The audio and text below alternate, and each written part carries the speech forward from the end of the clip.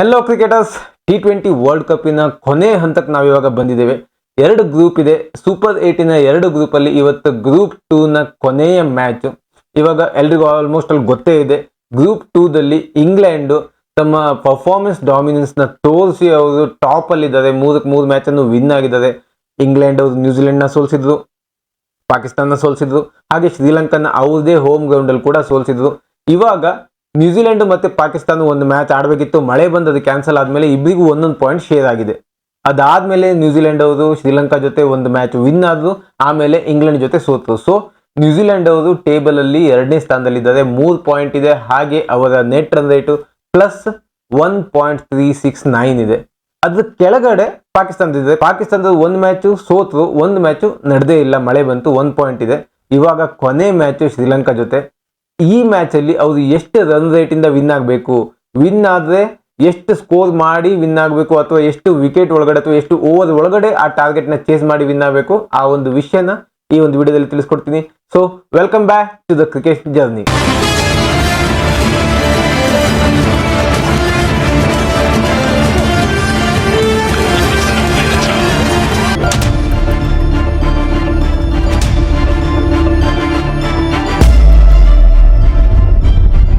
T20 world ಕಪ್ಪಿನ ಕೊನೆ ಹಂತಕ್ಕೆ ಬಂದ್ಬಿಟ್ಟಿದ್ದೇವೆ. ಇವಾಗಿನ ಎರಡು ಗ್ರೂಪ್ ಅಲ್ಲಿ, ಅದರಲ್ಲಿ ಫಸ್ಟ್ ಗ್ರೂಪ್ ಅಲ್ಲಿ 2 ಮ್ಯಾಚ್ ಇದೆ. ಇಂಡಿಯಾ ವರ್ಸಸ್ ವೆಸ್ಟ್ ಇಂಡೀಸ್ ಮತ್ತೆ south Africa versus Zimbabwe already ಅದು ಎಲಿಮಿನೇಟ್ ಆಗಿ ಹೋಗಿದೆ. ಅದು ಪಾಪ ವಿನ್ ಆಗದಿರಲಿ ಏನೂ ಸಂಬಂಧ ಇಲ್ಲ. ಇನ್ನ ಗ್ರೂಪ್ 2 ದಲ್ಲಿ ಒಂದೇ ಒಂದು ಮ್ಯಾಚ್ ಉಳ್ಕೊಂಡಿರೋದು. ಫಸ್ಟ್ ಏನೊಂದು ಟೇಬಲ್ ಟಾಪರ್ ಅಥವಾ ಸೆಮಿಫೈನಲ್ಗೆ ಕ್ವಾಲಿಫೈ ಅದು ಇಂಗ್ಲೆಂಡ್ ಆಲ್ರೆಡಿ ಕ್ವಾಲಿಫೈ ಆಗಿ ಹೋಗಿದೆ, ಅದರಲ್ಲಿ ಯಾವುದೇ ರೀತಿಯಾದ ಡೌಟ್ ಇಲ್ಲ. ಇನ್ನ ಸೆಕೆಂಡ್ ಪೊಸಿಷನ್ ಇನ್ನ ವೈಡ್ ಓಪನ್ ಆಗಿ ಉಳ್ಕೊಂಡುಂಟು, ಯಾವ ಬೇಕಾದ್ರೆ ಬರ್ಬೋದು. ಲೈಕ್ ನ್ಯೂಜಿಲೆಂಡ್ ಬರ್ಬೋದು, ಇಲ್ಲ ಪಾಕಿಸ್ತಾನ ಬರ್ಬೋದು. ಬಟ್ ಪಾಕಿಸ್ತಾನದ ಹತ್ರ ಚಾನ್ಸಸ್ ತುಂಬಾನೇ ಕಮ್ಮಿ ಇದೆ, ಯಾಕಂದ್ರೆ ಅವ್ರದ್ದು ನೆಟ್ ರನ್ ರೇಟಿಂಗ್ ಇದೆಯಲ್ಲ ತುಂಬಾ ಕೆಳಗುಂಟು. ಅವ್ರು ಲಾಸ್ಟ್ ಟೈಮ್ ಅವ್ರು ಇಂಗ್ಲೆಂಡ್ ಜೊತೆ ಆಡಿದಾಗ ವಿನ್ ಆಗುವಂತ ಮ್ಯಾಚ್ ಅವ್ರು ಸೋತ್ರು. ಸೊ ಹಾಗಾಗಿ ಅವ್ರದ್ದು ನೆಟ್ ರನ್ ರೇಟ್ ತುಂಬಾನೇ ಕಮ್ಮಿ ಉಂಟು. ಇನ್ನ ಶ್ರೀಲಂಕಾ ಜೊತೆ ಇವತ್ತು ಆಡ್ಬೇಕಾಗುಂಟು. ಇಲ್ಲಿ ಟ್ವಿಸ್ಟ್ ಏನಪ್ಪಾ ಅಂತ ಹೇಳಿದ್ರೆ, ಪಾಕಿಸ್ತಾನ್ಗೆ ಕ್ವಾಲಿಫೈ ಆಗ್ಲಿಕ್ಕೆ ವಿತ್ ಹ್ಯೂಜ್ ಮಾರ್ಜಿನ್ ಅಲ್ಲಿ ಅವರು ಗೇಮ್ ಅನ್ನ ವಿನ್ ಆಗಬೇಕು. ಹಾಗೇನೆ ಶ್ರೀಲಂಕಾದವರಿಗೆ ಅವ್ರದೇ ಗ್ರೌಂಡ್ ಅಲ್ಲಿ 2 ಮ್ಯಾಚ್ ಸೋತಿದ್ದಾರೆ. ಸೊ ಹಾಗಾಗಿ ಅವ್ರಿಗೆ ಕೂಡ ಅಟ್ಲೀಸ್ಟ್ ಅವರ ಜನರಿಗೋಸ್ಕರ, ಅಲ್ಲಿ ಏನೊಂದು ಸ್ಪೆಕ್ಟೇಟರ್ಸ್ ಬರ್ತದಲ್ಲ ಅವ್ರ ದೇಶದಿಂದ, ಅವ್ರಿಗೆ ಖುಷಿ ಪಡಿಸ್ಲಿಕ್ಕೆ ಅಟ್ಲೀಸ್ಟ್ ಒಂದು ಮ್ಯಾಚ್ ಆದ್ರೂ ವಿನ್ ಆಗಬೇಕು ಅಂತ ಅವ್ರ ಒಳಗಡೆ ಇರುತ್ತೆ. ಹಾಗಾಗಿ ಇವತ್ತು ನಡೆಯುವಂತ ಮ್ಯಾಚ್ ಸಿಕ್ಕಾಪಟ್ಟೆ ಟ್ವಿಸ್ಟ್ ಅಥವಾ ಡ್ರಾಮೆಟಿಕ್ ಆಗಿರುತ್ತೆ, ನೋಡ್ಲಿಕ್ಕಂತ ತುಂಬಾನೇ ಖುಷಿ ಆಗುತ್ತೆ. ಯಾಕಂದ್ರೆ ಇಬ್ಬರಿಗೂ ವಿನ್ ಆಗ್ಲೇಬೇಕಾದಂತ ಸನ್ನಿವೇಶ. ಅವ್ರು ಶ್ರೀಲಂಕಾದವರಿಗೆ ವಿನ್ ಆದ್ರೂ ಏನು ಯೂಸ್ ಇಲ್ಲ, ಬಟ್ ಅವ್ರ ಖುಷಿಗೋಸ್ಕರ ವಿನ್ ಆಗಬೇಕು ಅಂತ. ಪಾಕಿಸ್ತಾನದವರಿಗೆ ವಿನ್ ಆಗಲೇಬೇಕು, ಕ್ವಾಲಿಫೈ ಆಗಲೇಬೇಕು ಅಂತ ಒಂದು ಹಠ ಉಂಟು.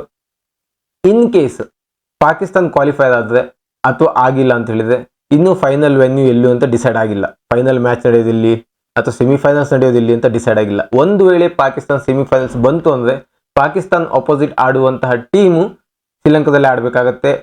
ಒಂದು ವೇಳೆ ಪಾಕಿಸ್ತಾನ ಫೈನಲ್ ತನಕ ಬಂತು ಅಂತ ಹೇಳಿದ್ರೆ ಫೈನಲ್ ಕೂಡ ನಮ್ಮ ದೇಶದಲ್ಲಿ ಅಲ್ಲದೆ ಶ್ರೀಲಂಕಾದಲ್ಲಿ ನಡೆಯುವಂತ ಚಾನ್ಸಸ್ ಇರುತ್ತೆ. ಇವಾಗ ಪಾಕಿಸ್ತಾನದ ಕರೆಂಟ್ ರನ್ ರೇಟ್ ಏನಂತ ಹೇಳಿದ್ರೆ -0.469, ಹಾಗೆಯೇ ನ್ಯೂಜಿಲೆಂಡಿನ ನೆಟ್ ರನ್ ರೇಟ್ 1+1.368 ಏನೋ ಇದೆ. ಸೊ ಹಾಗಾಗಿ ಇವತ್ತು ಪಾಕಿಸ್ತಾನ್ಗೆ ನೆಟ್ ರನ್ ರೇಟ್ ಎಷ್ಟು ಬೇಕು ಅಂತ ಹೇಳಿದ್ರೆ 1.86 ನೆಟ್ ರನ್ ರೇಟ್. ಅದೇನು ಸ್ವಲ್ಪ ರನ್ನಿಂದ ವಿನ್ ಆದ್ರೆ ಅಥವಾ 15-16 ಓವರ್ ಅಲ್ಲಿ ಟಾರ್ಗೆಟ್ ನ ಚೇಸ್ ಮಾಡಿದ್ರೆ ಅವ್ರಿಗೆ ಸಿಗಲ್ಲ. ಇನ್ ಕೇಸು ಇವರು 180 ರನ್ ಹೊಡೆದು ಶ್ರೀಲಂಕಾನ 100 ಅಥವಾ 110 ಒಳಗಡೆ ಕಟ್ ಹಾಕಿದ್ರೆ ಅಥವಾ ಆಲ್ ಔಟ್ ಮಾಡಿದ್ರೆ ಮಾತ್ರನೇ ಇವರಿಗೆ 1.86 ನೆಟ್ ರನ್ ರೇಟ್ ಸಿಗುತ್ತೆ.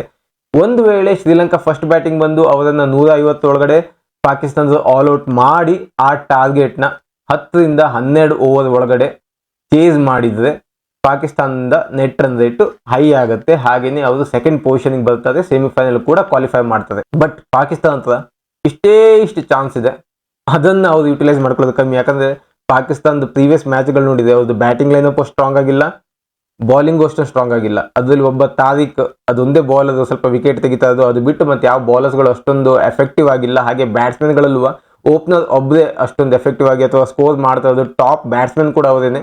ಅದು ಬಿಟ್ಟು ಪಾಕಿಸ್ತಾನದಲ್ಲಿ ಯಾರು ಅಷ್ಟೊಂದು ಚೆನ್ನಾಗಿ ಪರ್ಫಾರ್ಮ್ ಮಾಡ್ತಾ ಇಲ್ಲ. ಸೊ ನನ್ನ ಪ್ರಕಾರ ಬಿ ಗ್ರೂಪ್ ಇಂದ ನ್ಯೂಜಿಲೆಂಡ್ ಮತ್ತೆ ಇಂಗ್ಲೆಂಡ್ ಕ್ವಾಲಿಫೈ ಆಗುತ್ತೆ. ಇನ್ನ ನೆಕ್ಸ್ಟ್ ಎ ಗ್ರೂಪ್ ಅಲ್ಲಿ ನಾಳೆ ಅಂದ್ರೆ ಸಂಡೇ ನಡೆಯುವಂತ match West Indies versus India ಕಲ್ಕತ್ತಾದಲ್ಲಿ.